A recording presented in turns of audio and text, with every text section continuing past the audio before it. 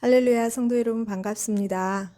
오늘 이 시간에 우리에게 허락하신 하나님의 말씀은 구약성경 예레미야 22장 20절에서 30절입니다. 예레미야서 22장 20절에서 30절 말씀입니다. 함께 합독하시겠습니다. 너는 레바논에 올라 외치며 바산에서 내 소리를 높이며 아바림에서 외치라. 이는 너를 사랑하는 자가 다 멸망하였음이라. 내가 평안할 때 내가 내게 말하였으나 내 말이 나는 듣지 아니하리라 하였나니 내가 어려서부터 내 목소리를 청종하지 아니함이 내 습관이라.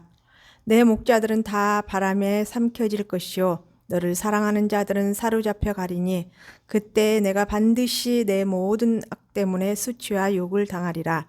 레바논에 살면서 백향목에 깃들이는 자여 여인이 해산하는 고통 같은 고통이 내게 임할 때에 너의 가련함이 얼마나 심하랴. 여호와의 말씀이니라. 나의 삶으로 맹세하노니 유다 왕 여호야김의 아들 고니야가 나의 오른손의 인장반지라 할지라도 내가 빼내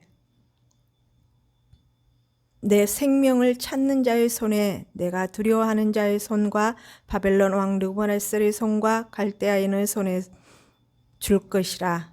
내가 너와 너를 낳은 어머니를 너의 나지 아니한 다른 지방으로 쫓아내리니 너희가 거기에서 죽으리라.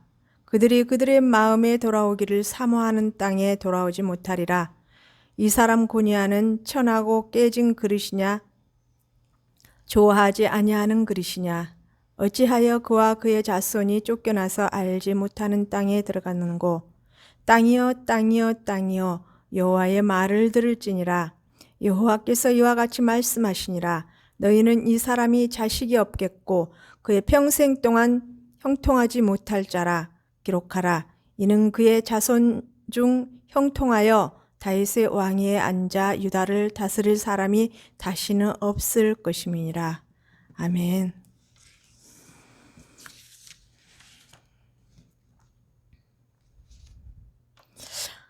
이제 하나님께서는 다시 예레미야 선지자를 통해서 이제 높은 곳에 가서 사방이 다 보이는 높은 곳에 가서 말씀을 선포하고 외치라고 명령하십니다. 그들이 이 곧 여호야긴 그 고니야라는 이 왕이 불순종하는 습관이 어렸을 때부터 몸에 배었다라고. 그로 인해서 하나님의 말씀을 받으나 오히려 어긋난 길로 가는 그들은 결국 징계받을 수밖에 없음과 땅 그 안에서 지도자들의 그 불순종과 그러므로 말미암아 하나님의 정의와 공의가 무너짐으로 백성까지 그것이 옳은 것인 줄로 착각하여 죄가 죄인 줄 모르고 바람에 휩쓸리듯 따라가다가 결국 무너짐에 징계의 매를 드실 수밖에 없는 상황까지 이름을 선포하게 하시는 하나님의 안타까운 심정을 하나님의 마음을 우리는 헤아릴 수 있어야 될 것입니다. 첫째, 해산의 고통이 이 말이라고 하십니다. 불순종의 결과죠. 20절에서는 이제 결국 이제 파국을 선포하고 슬퍼할 것을 명령하십니다. 즉 이제 높은 곳에 가서 외치라고 하셨잖아요. 레바논은 이제 유다의 북쪽이고요. 바산은 북동쪽 국경이고요. 그리고 또 아바림은 남동쪽 국경으로서 이들 지역은 남북으로 길게 뻗은 산맥에 위치하여 유다 땅 전부를 관망 즉 볼 수 있는 높은 곳이었습니다. 그리고 또한 사랑하는 자란 여기서 이제 패배한 유다의 정치적 동맹국들을 말씀하시는 거죠. 호세아 8장에는 우상 숭배를 책망하시는 제목으로 기록되어 있는데요. 그 중에서 9절에 이렇게 기록되어 있습니다. 그들이 홀로 떨어진 나귀들처럼 아수르로 갔고 에브라임이 값주고 사랑하는 자들을 얻었도다. 아마 이 내용은 애굽을 가리키는 것으로 볼 수 있습니다. 더 나아가서는 27장에 언급되는 바벨론의 그 반역을 기도하였던 서쪽의 여러 세력들을 가르칠 수도 있는 것입니다. 느부갓네살은 BC 605년 갈그미스에서 애국 군대를 격파한 후에 이들을 다 진압하였다는 내용이 46장 2절에서 12절에 기록되어 있습니다. 그리고 그 뒤를 이어 아스글론이 진압되었다는 내용이 또한 47장 2절에서 7절에 그 내용이 기록되어 있습니다. 이어서 또한 트랜스 요르단 지역은 느부갓네살의 속국이 되었고요. 이 내용이 또한 열왕기하 24장 1절에서 2절 이렇게 기록되어 있습니다. 즉 유다의 정치적 동맹국들이 다 멸망하였다라는 것입니다. 21절에는요. 하나님께서는 또한 말씀하십니다. 너희가 평안할 때에 하나님께서 유다 백성들이 평안을 누리고 있을 때에 계속 선지자들을 보내서 미리 깨우치도록 회개하고 돌아오도록 말씀을 선포하게 하셨다라는 것입니다. 즉 하나님께서는 진노의 매를 드실 때에 그냥 무조건 드시는 게 아니라 하나님께서는 그 인격적인 하나님이시죠. 그래서 그들에게 기회를 주십니다. 기회를 주시면서 인간에게 주신 그 자유의지를 선택하게 하시는 또한 그 기회를 주시죠. 그래야 해서 선지자들에게 하나님의 뜻을 선포하게 하고 그들의 길을 잘못된 길로 가고 있는 것들을 돌이킬 수 있도록 기회를 주셨습니다. 그러나 결국 이들은 주의 선지자들에게 말씀을 선포하게 할 때에 에레미야 선지자에게 말씀을 선포하게 하실 때 그들은 하나님의 말씀의 길을 선택하지 않았습니다. 오히려 등을 돌리고 대적하며 이방 나라의 신들, 즉 우상 숭배의 길을 따라갔던 것입니다. 그리고 또한 그들은 그 마음의 중심에 하나님도 없으면서 하나님을 섬기노라고 예배의 자리에 나와서 그 마음은 다른 곳에 빼앗긴 채 하나님 앞에 제사를 올리고 예배를 드렸던 그런 행위에 대해서, 즉 구약시대 때는 하나님을 의지하는 것이죠. 하나님을 믿고 나가는 것이죠. 현재 신약시대는 현재 지금 교회 시대에서는 우리를 위해 십자가에 못 박혀 돌아가신, 내 죄를 위해 십자가에 못 박혀 돌아가신 그분임을 믿는, 예수 그리스도를 믿는 그 믿음으로 말미암아, 또한 그분이 승천하신 이후에 성령님이 우리를 도우시려고 보혜사 성령님으로 우리에게 오셨죠. 돕는 성령님으로. 지금 우리의 신앙생활은 예수 그리스도 성령님을 의지하는, 예수님께서 곧 하나님의 본체시잖아요. 그의 영은 곧 성령님이시고 이분들을 따라 섬기고 있는 우리의 세대 역시 마찬가지로 우리의 마음의 중심은 어디에 빼앗기고 있는지 오늘 이 본문 말씀을 통하여서 우리는 분명히 저 자신부터 시작해서 성도 여러분들은 한 번씩 돌아볼 수 있는 귀한 계기가 되었으면 좋겠습니다.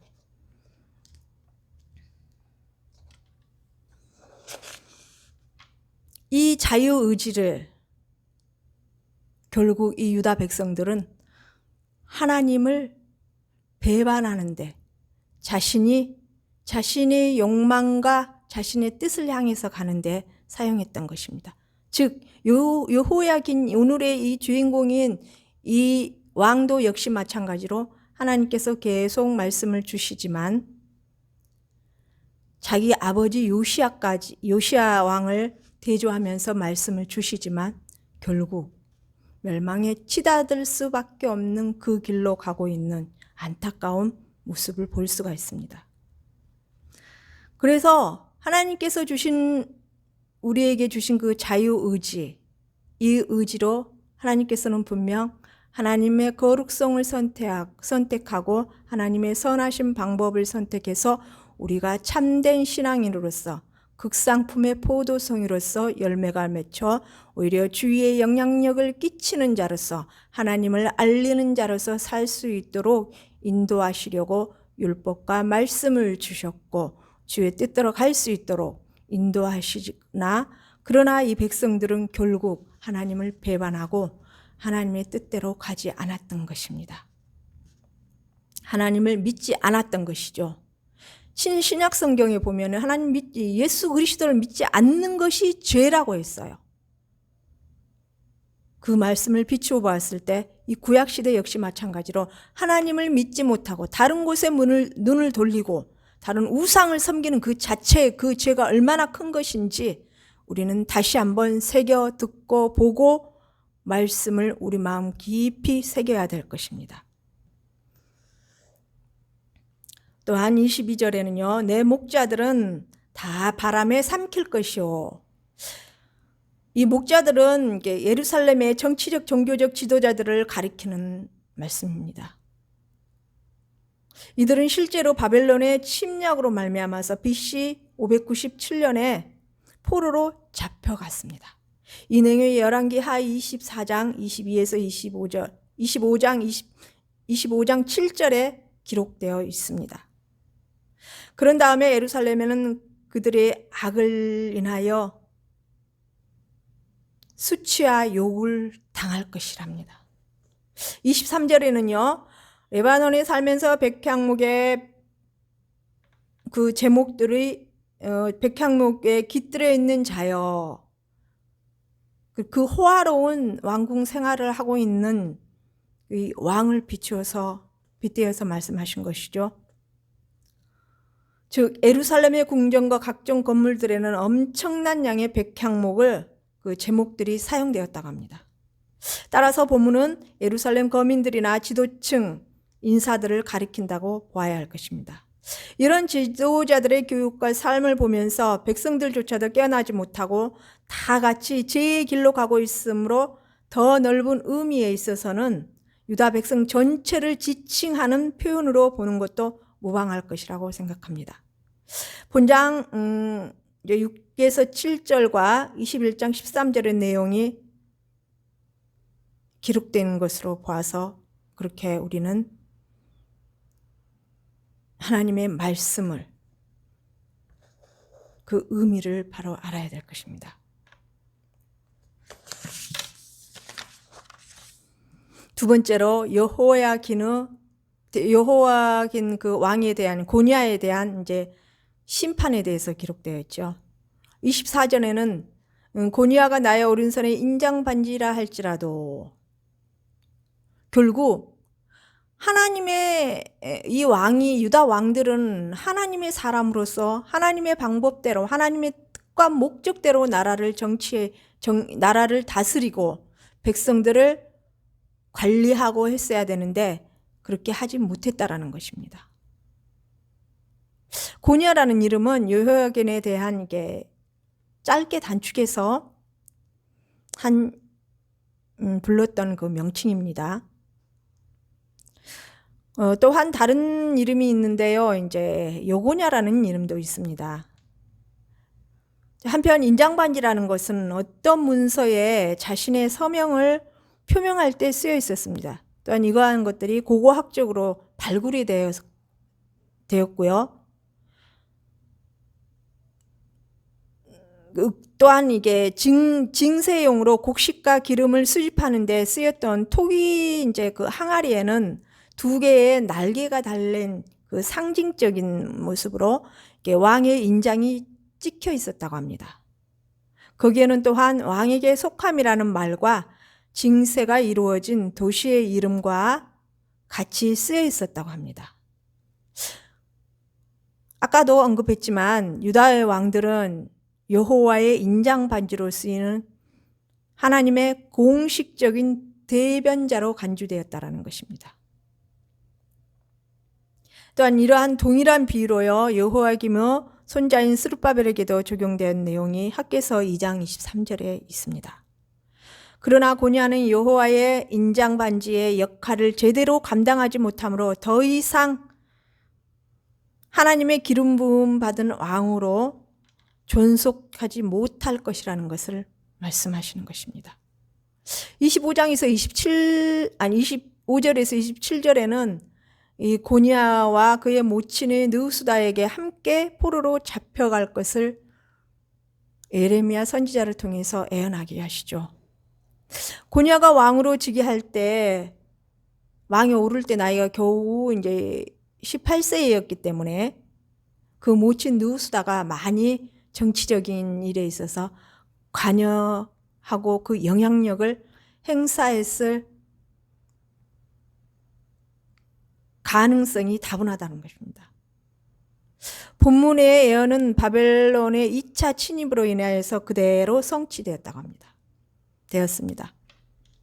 이 내용이 열왕기하 24장 8절에서 16절에 기록되어 있습니다. 28절에는 버림받고 깨어진 그리스에 대한 비유가 다시 또 제시되고 있는데요.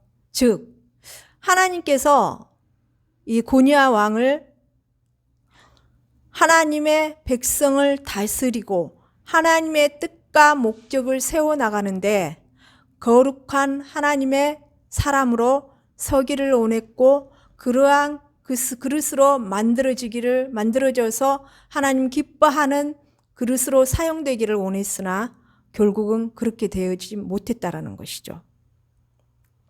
오지병에 대한 내용이 19장 1에서 13절에 기록되어 있는 거 우리 이미 살펴보았잖아요. 28장 1에서 4절의 내용을 살피면 하나님의 인정을 받지 못한 여호야긴 왕의 말로는 비참할 수밖에 없었던 것입니다. 또한 본절에서 예레미야는 하나님께로부터 받은 선포의 말씀이 여호야긴 왕에 대한 예언뿐만 아니라 그 자손에까지 미치는 그 언급함으로써 말미암아서 다윗의 왕가 자체에 대한 징벌로 예언하게 하십니다. 즉 여호야긴의 이 29절에서 30절 내용을 살펴보면요. 또한 이제 세 차례에 걸쳐 땅이여 하면서 이렇게 호출하는 내용이 기록되어 있잖아요. 본문의 이 징벌의 그 처절함과 거기에 대한 엄숙함을 생각하게 하는 것입니다. 고니아가 무자할 것으로 기록된 것이라는 이 말의 원래 의미는 그가 아이가 갖지 못할 것이라는 뜻이 아닌 것입니다. 실제로 그는 7명의 자녀가 있었습니다. 역대상 3장 17에서 18절에 기록된 내용입니다. 한번 보시기 바랍니다. 그러나 이 여호야긴 이 왕이 하나님께 불순종함으로 말미암아 그 자손들에까지 그 미치는 영향이 이제 왕의 자리에 있어서는 없을 것이라는 것입니다. 왕으로서 다스림의 자리에 있어서는 이제는 없을 것이라는 것입니다. 그의 손자 스룹바벨이 이제 포로 후에 총독이 직책으로 계한하였지만 왕은 아니었습니다. 이 내용이 역대상 3장 19절에 기록되어 있습니다. 결론적으로요, 하나님께서는 징계를 하시기까지 인내에 인내를 하시면서 기회를 주심을 볼 수가 있습니다. 그러나 이 습관적으로 하나님 말씀보다 내 자신의 뜻과 목적, 자신에게 집중하여서 지난주에 살펴본 말씀 중에 이 여호야긴의 왕은 철저하게 자신을 위해서 살았죠. 그래서 하나님께서 자기 아버지인 그 요시야 왕의 행적에 대해서 비교하시면서 말씀하시죠.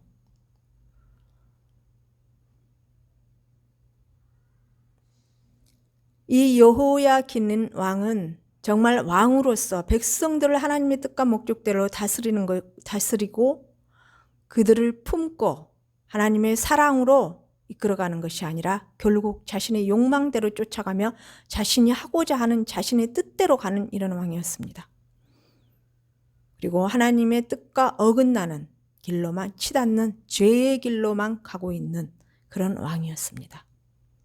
이 내용을 살펴보면서 저와 우리 성도님들은 정말 하나님 앞에 현재 내 모습의 신앙생활은 어떠한 모습인지 분명히 살펴보아야 될 것입니다.